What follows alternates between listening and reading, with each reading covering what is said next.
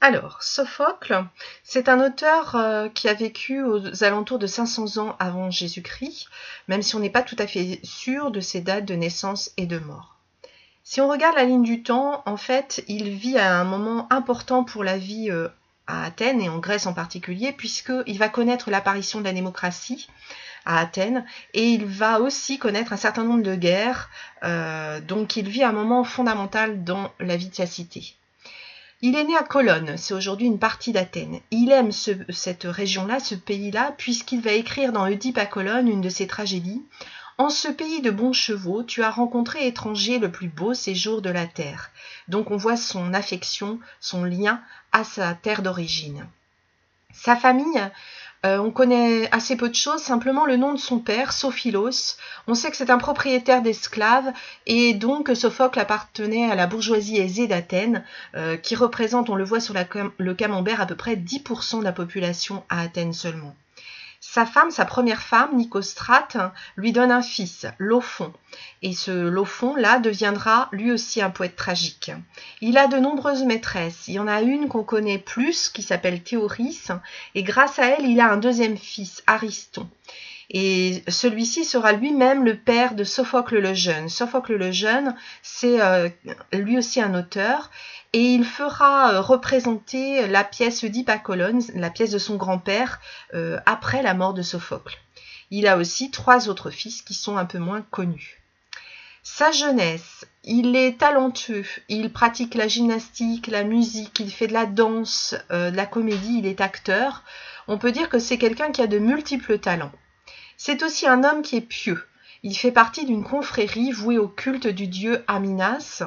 En 430 avant Jésus-Christ, alors qu'Athènes souffre de la peste, la ville d'Athènes décide de faire venir d'Épidore la statue du dieu Asclépios, Esculape chez les Romains. Et cette statue, c'est Sophocle qui la recueille chez lui avant qu'elle ne soit installée dans un sanctuaire.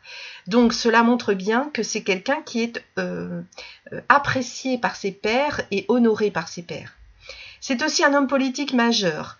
On le voit sur ce schéma représentant la vie politique à Athènes.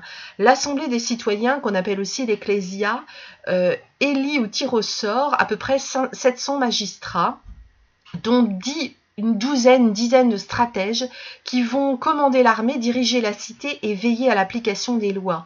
Et il se trouve que Sophocle va être choisi pour être stratège. Il va en 441 avant Jésus-Christ définir et conduire la politique militaire à Athènes. Il aura d'ailleurs l'occasion de participer aux côtés de Périclès à l'expédition punitive contre l'île de Samos. Donc c'est quelqu'un qui a un rôle politique et militaire important dans sa ville. Il va aussi être hellénotame, c'est-à-dire administrateur du trésor de la ville, donc c'est aussi un financier. Il va aussi être commissaire, c'est-à-dire être une sorte de sage chargé de prendre des mesures d'urgence en vue du salut de la ville quand la flotte au large de la Sicile, la flotte athénienne va perdre, va subir un revers désastreux. Donc Sophocle va être chargé de choisir, de proposer des mesures pour défendre sa ville. Il a donc la confiance des Athéniens et il a toutes les qualités pour finalement diriger un pays. Donc il a de nombreux talents. C'est un homme aimé, admiré de tous. Aristophane, dans sa pièce Les Grenouilles, va parler de lui. Platon, qu'on connaît bien, va aussi le mettre en scène dans La République. Phrynichos, un auteur comique, va dire de lui il a eu chance et talent, il a fait quantité de belles tragédies. Donc on peut dire que tous les auteurs, enfin plusieurs auteurs célèbres à l'époque l'ovationnent et également les Athéniens qui le surnomment l'accueillant en souvenir de l'accueil qu'il a fait à la statue d'Asclépios chez lui. Donc il est aimé de tous. Il sera même élevé au rang de demi-dieu après sa mort, ce qui est un honneur suprême. Car pour les Grecs, l'univers en fait obéit à une hiérarchie très claire. Il y a les dieux, les demi-dieux, les héros et le commun des mortels. On peut dire que ici, donc, Sophocle fait partie des héros, des hommes exceptionnels, il va devenir après sa mort un demi-dieu.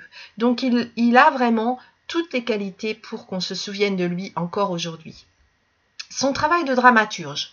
Il va participer plusieurs fois au concours annuel organisé par l'État. Il se présente pour la première fois à moins de 30 ans et il va vraiment vaincre contre Échille, qui est pourtant très célèbre à l'époque. En tout, il va gagner 24 fois à ces concours dramatiques, dont 18 fois aux Grandes Dionysies, 6 fois aux Lénéennes, alors qu'Échille, qui a pourtant du talent, ne va gagner que 13 fois et Euripide 5 fois. Les thèmes abordés dans ses œuvres, très souvent, ce sont des conflits moraux qui sont évoqués dans ses œuvres. Les personnages affrontent des obstacles et très souvent, ce conflit-là les isole de tout soutien humain et ils sont très souvent seuls. Ses œuvres, il va écrire plusieurs poèmes, un traité en prose sur le cœur et 123 tragédies dont il ne nous reste que 7 pièces.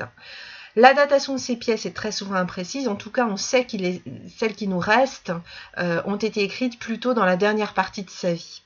Donc vous en avez 7, vous avez 7 images ici qui correspondent aux 7 pièces, 7 tragédies, Ajax, Antigone, les Trachiniennes, Oedipe roi, Électre, Philoctète et Oedipe à Colonne. Qu'a-t-il apporté au théâtre à son époque? D'abord, la première chose qu'il faut savoir, c'est qu'il écrit ses tragédies évidemment en vers, comme les autres de son époque. Il écrit aussi la partition musicale, puisqu'une partie de ses pièces est chantée par le chœur. Et il crée également la chorégraphie de ses pièces. Il va introduire le 3e acteur dans la tragédie. Avant lui, il n'y avait que 2 acteurs et le chœur qui intervenait dans les tragédies. Lui, il en introduit un 3e qu'on appelle le tritagoniste. Il met en place l'utilisation de décors peints, des sortes de panneaux mobiles qu'on accroche sur la scène, sur la skénée, une sorte de trompe-l'œil donc qui va égayer un petit peu la scène pour la tragédie. L'action dans ces pièces devient de plus en plus complexe, de plus en plus tendue grâce à l'accumulation de péripéties, ce qui est aussi caractéristique de la pièce de la tragédie chez Sophocle. Ces personnages, très souvent, ils ont des points communs. Ils refusent les compromis. Ce sont des personnalités au caractère très fort. Son œuvre, en fait, représente l'équilibre et la perfection du genre tragique. Ce sont sans doute les tragédies de Sophocle qui sont les plus accessibles à travers les siècles. Le monde qu'il décrit, c'est un monde où les dieux sont très éloignés des hommes. Ils ont peu de liens. Un monde où l'homme est le jouet, la victime des dieux, de la fatalité du sort, une victime qui est solitaire et noble, grandiose. Un monde aussi où l'homme est ignorant, impuissant, mais sans toutefois se révolter contre les dieux. Chez lui, l'action héroïque d'un homme libre et responsable le mène par la souffrance à la victoire, mais plus souvent à une chute. La souffrance et la gloire sont confondues dans une indissoluble unité, nous dit Monsieur Knox dans The Heroic Temper. Donc on voit bien comment Sophocle a été un homme majeur à son époque et un dramaturge exceptionnel, et c'est pour ça qu'on connaît encore ses pièces et qu'on les étudie.